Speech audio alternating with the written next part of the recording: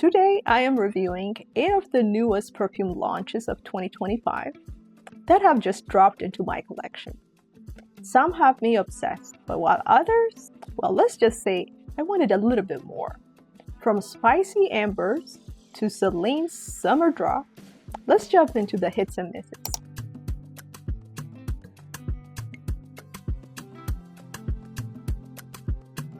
First up, it's Dave by Henry Rose.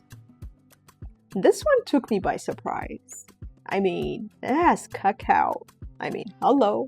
How can you go wrong with cacao? I am addicted to cacao and love cacao perfumes like nobody's business. And this one is no exception. So note-wise, this one has pink pepper. It has neroli. Oh my god, you guys should know I am obsessed with neroli right now. It has tangerine, almond blossom. Another one that I'm seeing a trend of almond in perfumes, either almond or almond blossom, in new releases lately. Like I've seen it quite a bit. So maybe a trend, I don't know. It also has lavender extract, orange, vanilla bean, and it has chantilly cream, tonka bean, and cacao shell. Oh my goodness. This one opens up bright and a little bit spicy, but honestly, the dry down steals the show for me. The almond, cacao, and tonka swirled together into the softness, powdery, deliciousness type of scent that is so addictive.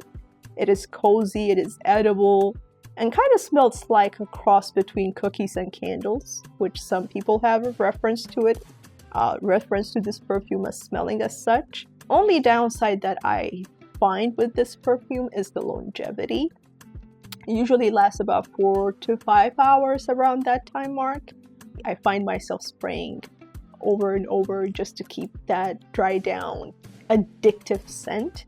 I have the 10 ml, that's how I started to sample it, and right away this was a full bottle worth purchase. And it is very affordable. So if you're interested in trying it, first get the 10 ml. I believe you can get it from Sephora. And if you enjoyed that, then absolutely go for the full bottle. Definitely a unique one. Sweet, woody. The cacao gives it that powdery scent that it's so enjoyable. Very work appropriate. I would wear it day in, day out without any hesitation. So if you haven't tried it, if you haven't got your nose on this, please do so. This was a definite win for 2025. This next one, I wasn't sure what to expect from it, and I'll explain why. This is Ete Francais by Celine. I said what I said regarding not knowing what to expect because I've had the discovery set, and I had 10 ml of 4 of their perfumes from this house. And one thing I can say about Celine's perfume is longevity is an opportunity, and most of them they wear very light. They're not dense, they're not heavy, they're not too projecting, more like a close to body type of scent profiles, but they give you like different experiences, right? So being a white floral perfume, I really did not know what to expect from this. I ordered it. The beauty of Celine is that when you order it, they also send you the sample first so that you can try the sample before you open the full bottle. So if you enjoy that experience, then of course you make a decision to open it and keep it. But otherwise, without opening the full bottle, if you don't like the sample, then you can return it for a full refund. Obviously, I opened it because I enjoyed it. And one of the things that stands out with this perfume is that it wears totally different on paper, even wore very different when I sprayed the sample on my wrist. Because when I did that, the citrusy part came out strong. Let me go over the notes so you understand what I'm trying to say. So it has neroli, another addiction. You guys know how I feel about neroli at this time. It has petit grain, which is like the orange leaf. It has bergamot, vanilla, and this white floral called gorse or gorse. I'm not sure how to pronounce that. And I've never experienced it and don't know what that smells like. And it has jasmine. So when I'm glad I did not make a decision by just the spray on paper or my wrist. So I sprayed it on my body. That's when the neroli came to life. I'm wearing this today, and the scent profile I'm getting from the neroli, it really and truly reminds me of that little bitterness that you get from Ave Maria, which I'm not saying the two smell alike, but there are similarities. And this one has a fresher take to it because of the petitgrain and bergamot. However, the vanilla also brings the sweetness. So neroli as it is, again, it's an extract from orange blossom. So it has sweetness, but it also has earthiness and bitterness. So that's what makes it very unique and sexy to me, at least. And then you bring in the citruses that kind of reinforce that bitterness that comes from citrus as well. But the vanilla comes in and it gives it, and the jasmine as well, because jasmine has sweetness as well, gives it that floral and vanilla-like sweetness. So again, you get that competition between sweet and sour, or sweet and bitter, and you end up with a very well balanced, easy to wear, and yet strong. Remember what I said about Celine at the beginning, like majority of their perfumes to me, they don't last. This one is lasting. So I told you, I put it on from 8 a.m. It's 3 p.m. I can still smell it. Oh my God. I just did a top 20 white floral perfumes. I don't know why I didn't include this. I should have included it. But this, yeah. One, you need to try on your body, wear it and experience it. And it is truly amazing. And at this point where I am today, I don't think I'll speak against any neroli perfume. Like, I'm just hooked on neroli like nobody's business, and this one is no exception. Definitely well made. Definitely did not expect it from this house. It was launched in 2024 as part of their Ete Francais Summer 2025 collection. That came out, I believe, about September to November 2024. But the perfume was not released until April 17th of this year. So this is a very, very new release. Very prominent note. Strongly recommend sampling for sure, for sure. And I think if you enjoy neroli perfumes, this is super enjoyable. The creator created it just to create that summer experience. And I feel that already just smelling it throughout the day. It's so relaxing. It's so neroli. Let me put it that way. So summer. So again, this is Ete Francais by the House of Celine. Well done, Celine. Well done. Next up, I have already talked about this perfume, but I'm not tired of talking about it yet because it is superb. And this is, of course, La Rose, Fetiche La Rose by Christian Louboutin.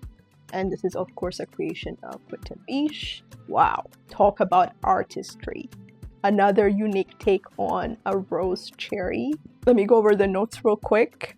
It has pink pepper, rose, black pepper, and ginger. So when you initially wear this perfume, the pink pepper and the ginger, they take lead. That's where you get that spiciness, punchy spiciness. It doesn't last too long, but it is punchy. The kind of spiciness you get in like perfumes like Baby Cat, which is one of my favorite. But Baby Cat has that vanilla in the background, versus here it has the rose and black cherry. So the spiciness does not just come from the pink pepper. Ginger plays a major role as well. Another trend, I've seen ginger in quite a bit of these new release perfumes. That could also be a trend. Ginger and almond. They seem to be trending right now. So, and here, yes, that spiciness kicks in between the ginger and the pink pepper. And then they start to calm down and the rose and black cherry start to take the lead, but you would still experience the spiciness. Like it starts to get tamed down and starts to play a back role, which is perfect. Like it makes the rose spicy. It makes the cherry spicy, and black cherry already has that dark powdery scent to it that gives it that sweet and sour mix. Mix that with rose and then add the spiciness to it. Holy cow. I don't think I have anything close to this in my collection. This is well made. Is it going to be pleasant to everyone? No. You need to experience different perfumes to be able to appreciate this and the artwork that went into it, into this creation. If you just like your simple perfumes, this is not going to be for you. I guarantee you that. But if you enjoy complexity, uniqueness, and creativity in the art and perfumery, oh heck yeah, this is a good one to try. So again, this is Fetiche La Rose by Christian Louboutin. This next one, it's a disappointment. I'm sorry to say it out loud, but it is. I tried to give it different opportunities.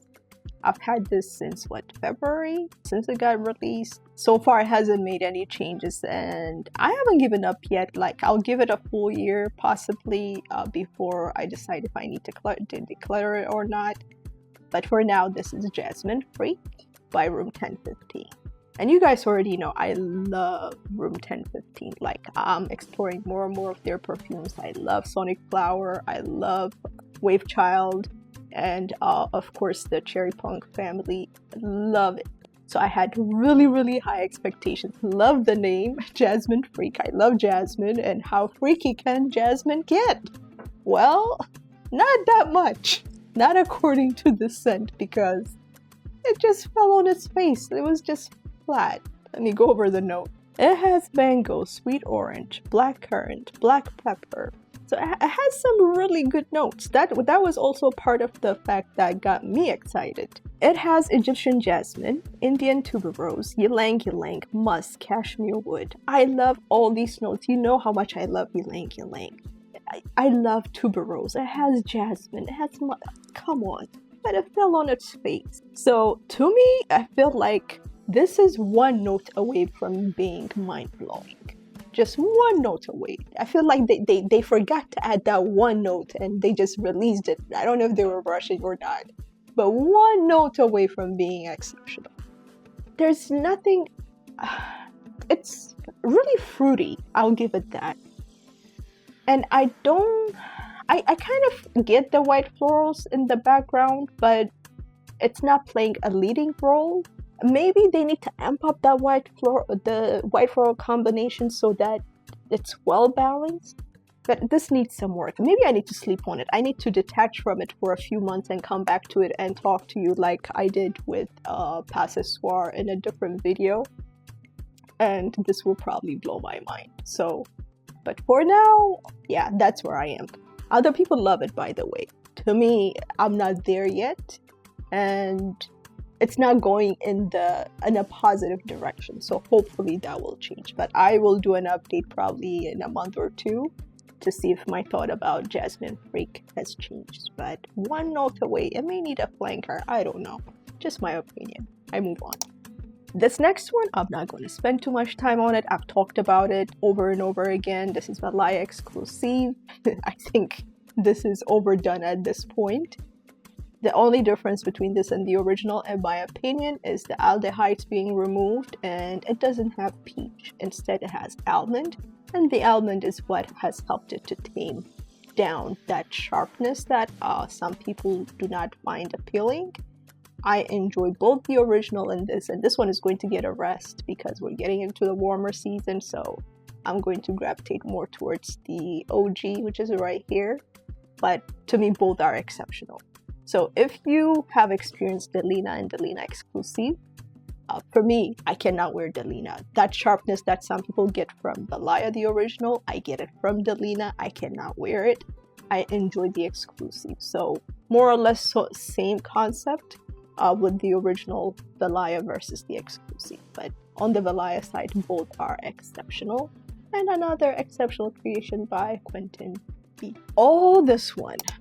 I think it's going to be a highlight because one, I'm not sure why they released this perfume now.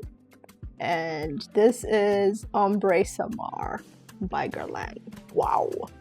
This is a wow. Another unique take a spicy take. Spiciness is also coming back in perfumes. I already talked about it in La Rose or La Rose. And now, is it Samar? Samar. Ambre Samar. Talk about spicy. See the bottle color? Think of it like, you know when you see a spicy food? The color that you get, like how it's deep red, dark red? It's kind of preparing you mentally that, oh, this is going to be punchy and spicy. Like, I need to prepare my stomach, my mouth, and everything. That's what this bottle is telling you. As you know, amber is already resinous as it is. But I kind of feels like amber is taking a back role, especially at the beginning of this perfume. Let me go over the notes and then I'll explain what I mean. So this has almond, frankincense, you hear me? Another almond perfume. I'm not sure if I experienced the almond, but who knows? It has cardamom, it has amber, it has divana, definitely not getting the divana. It has benzoin, it has tonka bean, and it has patchouli. So this is not, if you're looking for an amber perfume like Grand Soir by Maison Francis Kurkdjian, this is not it. That one is a very simple, dense, resinous type of amber. To me, this is super spicy. Ooh. Oh yeah, this is spicy galore. To a degree, I kind of feel like, you know the denseness, the sexiness you get when you smell Tobacco Honey by Guerlain? That one makes me do crazy things. I kind of get that feel here, but this one is more serious because it's like, hey, I'm spicy and I'll straighten you out kind of spicy type of amber perfume. And very unique. I don't think I've experienced anything like this. Definitely not something I would wear in the warmer season. I may attempt to wear it like maybe in the evening just to see how it wears. Definitely not during the day. But prepare your nose for that spiciness at the beginning. It is punchy. That frankincense, that cardamom, they play a major role in the almond and the amber and tonka bean.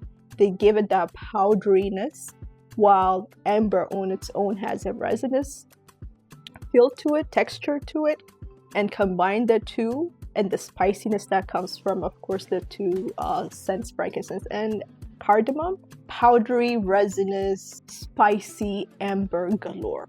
That's the best way I can describe it. But the spiciness, as I mentioned earlier, in the food that you get, like the colors preparing you, same thing. The color here is preparing you for what you're about to smell. So your nose is going to go through a journey of, woo, yeah. This is not going to be a commercial perfume. I guarantee it, because I don't think a lot of people will be gravitating towards this type of unique scent. But if you like to explore, you love creativity and uniqueness, oh, you need to get your hands on this one. Really, really well made. They blew my mind, to say the least. This is exceptional. Well made, spicy, dark. Like dark red, yeah, that type of perfume.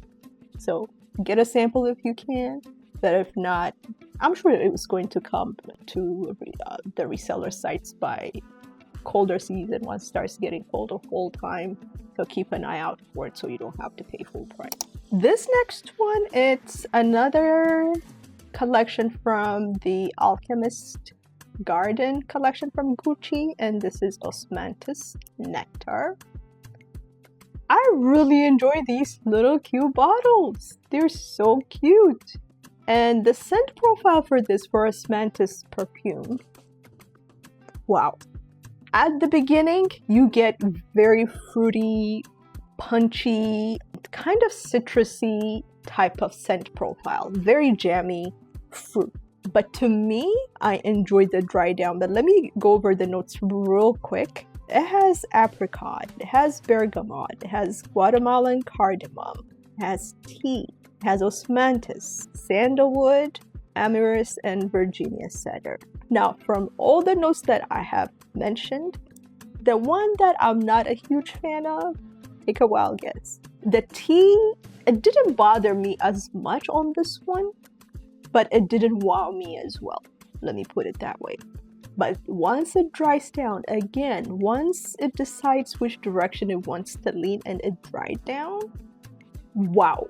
Mind-blowing, really, really well made. Again, they put their heart and soul into this perfume, and this is one that I will continue to have in my collection. Hopefully I'll get over this whole tea thing that I have going on. That's not working for me. I know your scent profile evolves and changes, so hopefully mine will change as well. But this is a very well-made Osmanthus perfume. Really, really well made. Kudos to Gucci. The sandalwood, all of that, like they come together at the end. But at the beginning, as I mentioned, you get that apricot, their bergamot, like it's very fruity, punchy, but a dense one. It's not a light one. Would I wear it for summer events? Absolutely, because it has that freshness to it that comes from the citrus, and the dry down is also just as enjoyable. So again, if you want to try it, sample it first. Is it mass appealing? I don't know. That remains to be seen. That remains to be seen. People might enjoy this one actually. I move on. Last but not least, I wanted to close this one off by a sweet galore type of scent. This is also a new release, and it's called Gelatino by the House of Gleam. I mean, you can tell by the name that this is going to be Gelatino, like, come on, sweet galore. So it comes heavy with cone waffle, vanilla, hazelnut, ice cream, and white musk. I mean, how much sweeter can it get? To me, this smells like at the beginning, you get that full ice cream experience. It's so rich, very sharp. Ooh, yeah.